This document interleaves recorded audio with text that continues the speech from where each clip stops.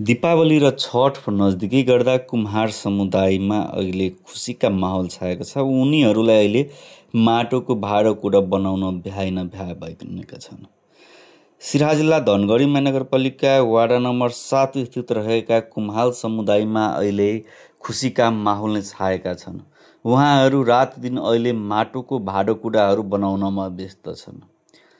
वर्षमा एकचोटि मात्र माटोको भाँडो सबभन्दा बढी बिक्री हुने गरेकोले उनीहरूको अहिले माटोको भाँडो बनाउन र बेच्नमा व्यस्त छन्।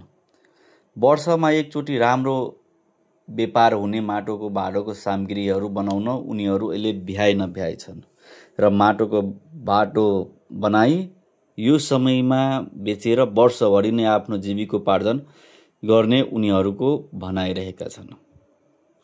सिराहाको धनगढी महानगरपालिका कसाहा स्थित रहेको कुम्हाल समुदायहरू अहिले छठ पर्वमा प्रयोग हुने माटोको हात्ती, कोसिया, कुरबार, ढकना लगायतका सामग्री बनाउन भ्याइ नभ्याइ छ।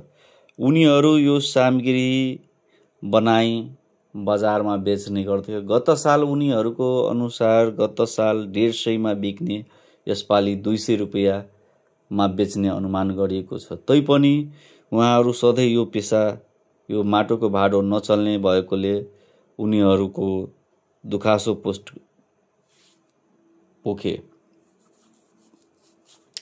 यो माटोको भाँडो बनाई उनीहरू अहिले घर परिवार जीवनयापन र बालबच्चाको शिक्षा दीक्षा दिने गरेको छ। धेरै मेहनत लाग्ने यो माटोको भाँडो बनाउन उनीहरू अहिले एकदम बनाउनमा व्यस्त छन्। त्यहाँ कसा स्थित प्रत्येक घरमा यो माटोको सामग्रीहरू बनाई रौदामा त्यो घाममा सुकाई र बजारमा बेच्ने गरेको छ।